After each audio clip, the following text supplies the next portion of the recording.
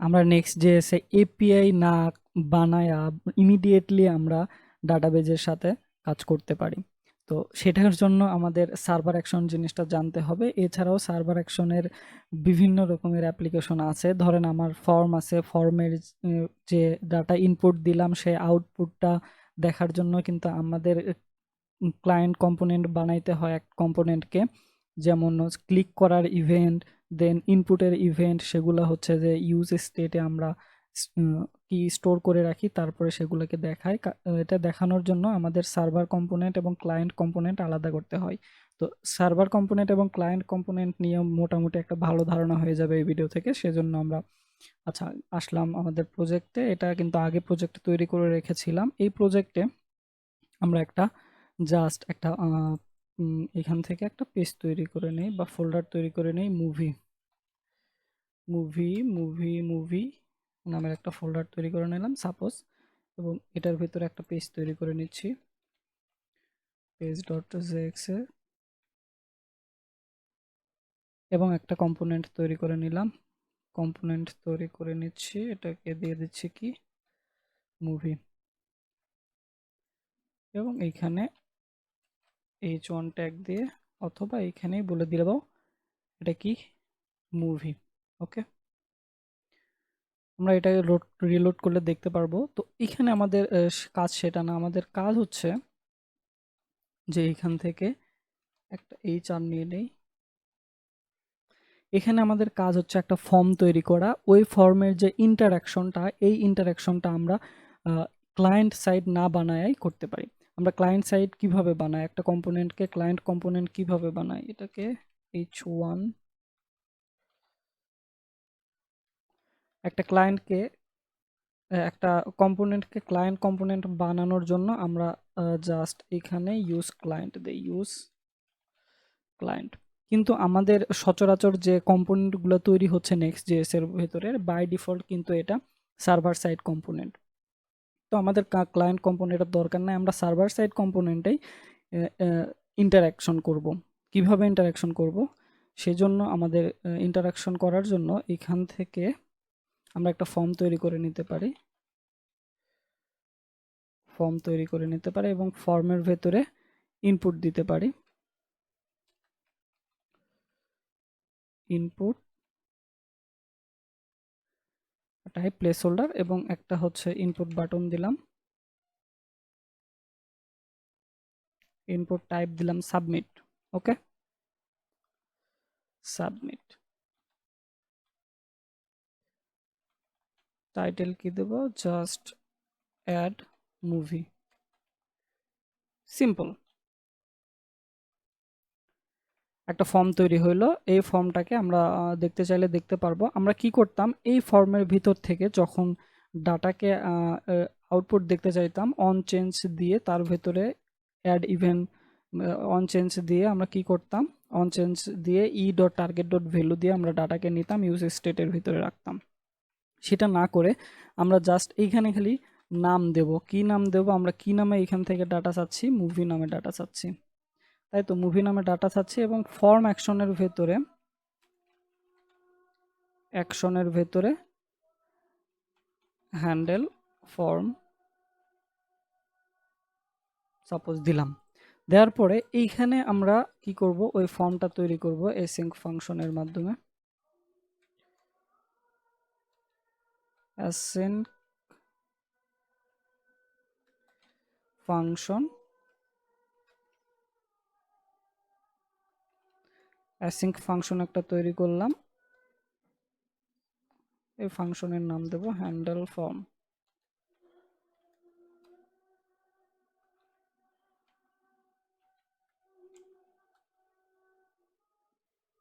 এবং এই ফর্মের ভেতরে আমাদের একটা কি আসবে, আমাদের এইখান থেকে ফর্ম ডাটা নামের ফর্ম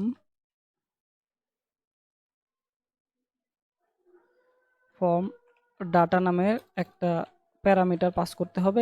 এই প্যারামিটারের ভেতরে আমরা ডাটাকে পাবো। তো এখন আমরা যদি জাস্ট কনসোল ডট লক করি, অথবা আমাদের যে মুভিগুলো আসতেছে সেই মুভিগুলোকে দেখতে চাই, তাহলে কিভাবে দেখব, ফর্ম ডাটা ডট গেট দিয়ে আমাদের এই যে যে নামটা আছে জাস্ট এই নামটা আমাদের পেস্ট করে দিতে হবে এবং এটাকে কনস্ট্যান্ট বানাই দিই এবং কনসোল লক করে আমরা দেখতে পারি এটাকে মুভি। ওকে, এইটুকু জিনিস করলাম। এইটুকু করে আমরা যদি ওয়েবসাইটে আসি এবং আমাদের মুভি নামের ফোল্ডারের ভেতরে আমরা যে পেজ তৈরি করছি তাহলে রাউট হবে মুভি।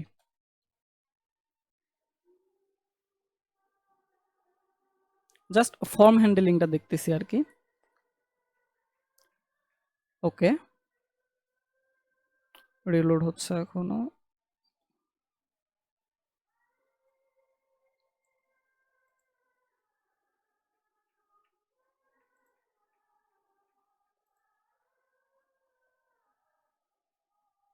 এরর থ্রো করছে।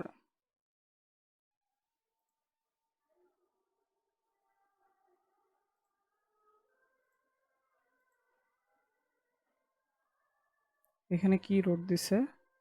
ও এইখানে যেহেতু আমরা ফর্ম অ্যাকশন ইউজ করতেছি সেহেতু আমরা যে মেইন জিনিসটা ইউজ সার্ভার এটাই আমরা দিই নাই, যে ইউজ সার্ভারের মাধ্যমে এই ফর্ম অ্যাকশনটা আমরা হ্যান্ডেল করব সেটাই দিই নাই, সেজন্য এররটা দিছিল। এখন মোটামুটি আর এরর দেবে না আশা করা যাচ্ছে।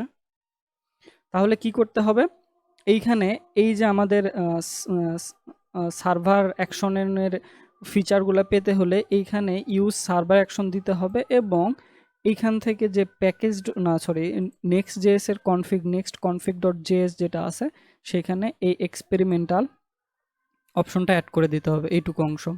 তাহলে আমরা এই ফিচারটা পেয়ে যাব। তো ফিচার পাওয়া গেছে। এখন আমরা যদি আমাদের সাইটটাকে রিলোড করি আবার নতুন করে, আশা করছি আর কোনো সমস্যা হওয়ার কথা না। সাকসেসফুল। হ্যাঁ, এখন সাবমিট একটা টাইটেল সাবমিটের অপশন আসছে এবং সাবমিটের অপশন আছে। ওকে, এটুকু হয়েছে। এখন যদি আমরা কোনো কিছু লিখি, সাপোজ একটা মুভির নাম লিখলাম, মুভির নাম লিখি, কি মুভির নাম লিখতে পারি? মুভির নাম লিখতে পারি থ্রি ইডিয়ট লিখতে পারি, থ্রি ইডিয়ট। ওকে, এটা নিচ্ছে না। আচ্ছা, এইখানে ইনপুটের ক্ষেত্রে ক্লাস নেম দিয়ে ইনপুটের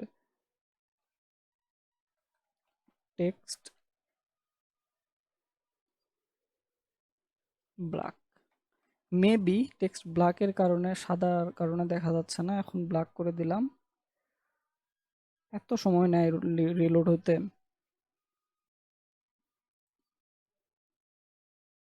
ওকে, এখন আসছে। এখন জাস্ট দিলাম মুভি 1 দিয়ে সাবমিট করলাম। সাবমিট করলে আমরা যদি এইখানে যাই দেখতে পাচ্ছেন যে মুভি 1 কিন্তু চলে আসছে। এইখানে কিন্তু আমরা কোনো ক্লায়েন্ট কম্পোনেন্ট ইউজ করি নাই, সার্ভার কম্পোনেন্ট ইউজ করছি। তো সার্ভার কম্পোনেন্ট ইউজ করার মাধ্যমে কিন্তু আমরা ক্লায়েন্টের সাথে ইন্টারঅ্যাক্ট করতে পারতেছি এই যে ইউজ সার্ভার এই ফিচারটার কারণে। আমরা আরও কিছু কাজ করতে পারি, যে এই যে মুভিটা আমরা আসতেছে সেই মুভিটা ইউজ ইফেক্টের ভিতরে আমরা যদি দিতাম তাহলে কি হইতো, যে ইউজ ইফেক্টের কোনো ডাটা চেঞ্জ হলে পুরা ইউআইটা আবার রিরেন্ডার হইতো, কিন্তু এইখানে তো রিরেন্ডার হওয়ার অপশন নাই। এইটা তো হচ্ছে সার্ভার সাইড কম্পোনেন্ট, তাহলে কিভাবে কাজ করবে সেই জিনিসটা দেখে আসেন। তো এই কারণে আমরা এখানে ডাটাগুলোকে নিছি আর কি। তো এরপরে কি করতে পারি, এখানে ইনপুট। ওকে, আমাদের তাহলে একটা ডাটাবেস তৈরি করি, কি বলেন? ডাটাবেস তৈরি করে সেই ডাটাবেজের ভেতরে ডাটা আমরা পুশ করব, ডাটাকে নিয়ে আসব এবং ডাটাকে দেখাবো। তো সেটা করার জন্য আমরা জাস্ট সিম্পলি লোকালি কিছু তৈরি করতে পারি এখান থেকে। সাপোজ এর ভেতরে একটা ডাটা নামের একটা ফোল্ডার তৈরি করে নিলাম, data dot JS,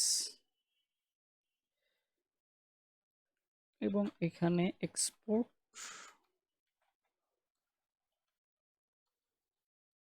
movies equal to just একটা অ্যারে দিলাম, প্রথম মুভি দিলাম থ্রি ইডিয়টস এবং এটাকে কনস্ট। ওকে, তো এই ডাটাবেজের ভিতরে আমরা কিন্তু পুশ করব। কি পুশ করব? আমরা এই যে এখান থেকে যে ইনপুটগুলো নিচ্ছি ইউজারের থেকে সেই ইনপুটগুলো পুশ করব। সেই পুশ করার জন্য আমরা এখান থেকে কি করতে পারি? আমরা ডাটাবেসকে নিয়ে আসতে পারি মুভিস ডট পুশ করতে পারি। কাকে পুশ করব? আমাদের এই যে মুভিটা পাচ্ছি এই মুভিটাকে পুশ করব এবং যে মুভিটা পাবো আমরা সেই মুভিটা এখানে দেখাই দেব ইউএল এর ভিতরে।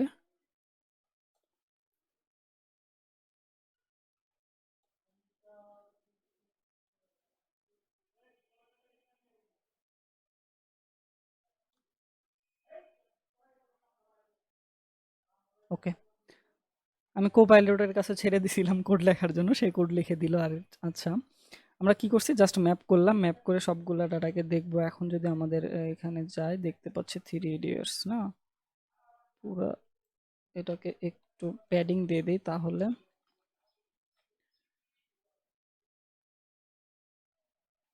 প্যাডিং 5, তাহলে দেখতে সুবিধা হবে। আমরা ফিরে গেলাম এইখানে, 3 idiots মুভি দিলাম, তারপরে আরেকটা মুভিকে অ্যাড করলাম, কিন্তু এখানে এখনো আসে নাই। আরেকটা মুভিকে অ্যাড করলাম, কিন্তু এখানে আসে নাই, ও রিলোড হচ্ছিল, এখনো আসতেছে না। কারণ কি না আসার কারণ কি? এখানে যদি আমরা কনসোল লক করি এটাকে, না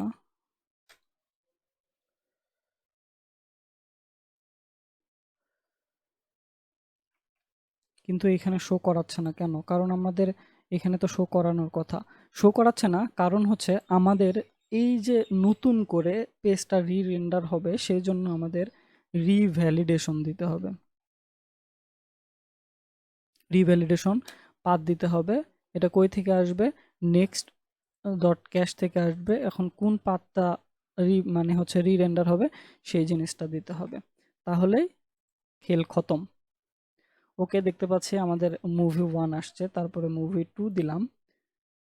মুভি 2 আসার কথা, খুব দ্রুত আসবে আশা করতেছি। মুভি 2 দিছি, মুভি 2 আবার আসলো, মানে আমরা এখানে যেটা চেঞ্জ করতেছি সেটা আসতেছে। দেখতে পাচ্ছেন ইজিলি কিন্তু সার্ভার সাইড রেন্ডারিং এর ক্ষেত্রে আমরা এই জিনিসগুলা করতেছি। তো এইটা আমি হচ্ছে লোকাল ডাটাবেজে করলাম, আপনারা হচ্ছে যে ডাটাবেজে করতে পারেন, রিমোট ডাটাবেজে করতে পারেন, এটাতে কোনো সমস্যা নেই। এখন কথা হচ্ছে যে আমরা এইখান থেকে যে এই অংশটাকে অন্য একটা ফোল্ডারের ভিতরে নিয়ে যেতে পারি, বা অন্য একটা ফাইলের ভিতরে নিয়ে যেতে পারি। সাপোজ অ্যাকশন, কেন নিয়ে যাচ্ছি এটা আপনাকে এখনই বুঝাই দিচ্ছি। নিয়ে আসলাম এবং এটাকে এক্সপোর্ট করে দিলাম। এক্সপোর্ট করে দিলাম, সমস্যা নাই। এখন ওইটাকে জাস্ট আমরা পেজে গিয়ে ইম্পোর্ট করব। পেজে গিয়ে ইম্পোর্ট করব না ডাটাতে? হ্যাঁ, পেজে গিয়ে ইম্পোর্ট করব। পেজে গিয়ে জাস্ট এখান থেকে কই থেকে ইম্পোর্ট করব? আমরা এই যে এই জিনিসটা অ্যাকশন হ্যান্ডেল থেকে ইম্পোর্ট করব। ইম্পোর্ট করার পরে এই যে এই জিনিসটা নতুন করে দিতে হবে।